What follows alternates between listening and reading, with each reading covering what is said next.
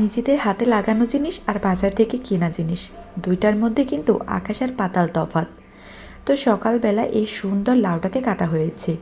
যেহেতু দুইটা লাউ ছিল তাই একটু ছোট থাকতেই কাটা হয়েছে, কেননা এই দুইটা যদি একসাথে কাটতে যাই তাহলে অনেকটা বড় হয়ে যাবে। প্রথমে আমি প্যানের মধ্যে তেল দিয়ে দিয়েছি, সাথে একটা তেজপাতা দিয়েছি। তো আস্ত জিরে দিয়ে একটু ভেজে নিয়েছি, তারপরে পেঁয়াজ কুচি কাঁচা লঙ্কা কুচি দিয়ে দেবো। এবার সব কিছুকে একটু ফ্রাই করে নিতে হবে। দেন এখানে অল্প একটু পানি অ্যাড করব। পানিটা এই জন্য অ্যাড করব যেন বাকি মশলাগুলো পুড়ে না যায়। মশলা দেওয়ার আগে যদি আপনারা একটুখানি পানি দিয়ে নেন তেলের মধ্যে, তাহলে দেখবেন মশলাগুলো পুড়ে যাবে না। এবার 2 টিস্পুনের মতো আদা রসুনের পেস্ট দিয়ে দেবো। আমার আদা রসুনের পেস্টের সঙ্গে কিন্তু জিরাটাও মিক্সড করা আছে। এইখানে আদা রসুনের পেস্টের পরিমাণটা একটু বেশি দেবো, কেননা আমি এখানে মাছ দিয়ে রান্না করব।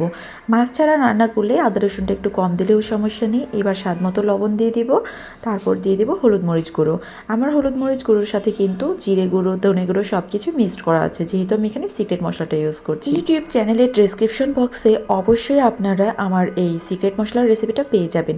আমি ভিডিও লিঙ্ক দিয়ে দেবো, সেটা ভিডিওটা দেখে যদি সিক্রেট মশলা বানান তাহলে মাছ মাংস যাই রান্না করেন না কেন একটা মশলাতেই সম্পূর্ণ রান্না কমপ্লিট হয়ে যাবে। এবার মশলাটা কিছুক্ষণ কষিয়ে নিয়ে মাছ দিয়ে দিব। মাছগুলোকে ভালো করে কষিয়ে নিতে হবে। তারপরে যখন উপরে তেল চলে আসবে তখন এখানে লাউ দিয়ে দেব। লাউটাকে একটু মোটা করে কেটেছি, কেননা এই লাউটা খুবই কচি ছিল। তো লাউগুলো দিয়ে দেওয়ার পরে এই মশলার সাথে ভালো করে একটু মিশিয়ে নিতে হবে। বেশি নাড়াচাড়া করা যাবে না, কেননা এখানে মাছ দেওয়া আছে, তো মাছটা ভেঙে যাবে। আমি যেহেতু মাছটা আস্ত রাখবো তাই আর মাছটাকে ভাঙবো না। এবার মাছ সহ লাউকে কিছুক্ষণ ঢেকে রাখবো। তো ঢাকনা উঁচু করে দেখুন অনেকটা পরিমাণ পানি উঠে গেছে। এবার মাছগুলোকে আমি তুলে ফেলছি।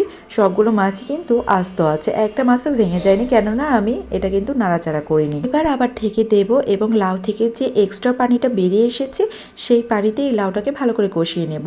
যেহেতু লাউটা খুব কচি ছিল আর আজকেরই, সো এই লাউ থেকে কিন্তু অনেক পরিমাণে পানি চলে আসবে আর সেই পানিতেই লাউটা রান্না হয়ে যাবে। আমার রেগুলার রান্নার ভিডিওগুলো যদি আপনাদের ভালো লেগে থাকে তাহলে অবশ্যই ভিডিওতে একটা লাইক করে দেবেন আর ভিডিওটাকে শেয়ার করে দেবেন। এরকম টাটকা ফ্রেশ সবজি রান্না করতেও কিন্তু খুব ভালো লাগে।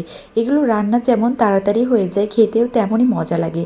দেখুন কতটুকু মোটা করে পিস করেছি, তারপরেও কিন্তু একটা লাউ গলে যায়নি। যেহেতু লাউটা পুরো গলে গেছে আর এই পানিটা ভালো মতো শুকিয়েও যাচ্ছে না, সো আমি এখানে মাছ দিয়ে দেবো, কেননা এই লাউ পুরো পানিটা শুকাতে শুকাতে না আমার লাউটা একদম ভর্তা হয়ে যাবে। সেই জন্য অতটুকু সময় আমি নিব না। এই পানিতে আবার আমি ঝোলের পানিটা দিয়ে দেবো। মাছটাকে যদি আমি ভেঙে রান্না করতাম তাহলে কিন্তু এই ঝোলের পানিটা আমি দিতাম না, ওই ঝোলটুকুই আমি রেখে দিতাম। যেহেতু আমি মাছটা আস্ত রাখবো আর একটু তরকারির মতো করে রান্না করব, তাই এখানে ঝোলের পানিটা আমি দিয়েছি। আর রান্নাটা কমপ্লিট হয়ে যাওয়ার পরে ধনেপাতা দিয়ে দেবো।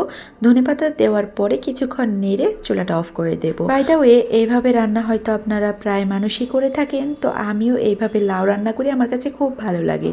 তো কার কার আমার ভিডিওটা ভালো লেগেছে কমেন্ট বক্সে কিন্তু অবশ্যই জানাবেন। তাহলে ভালো থাকবেন সবাই। আজকের মতো এখানেই যাচ্ছি, আল্লাহ হাফেজ।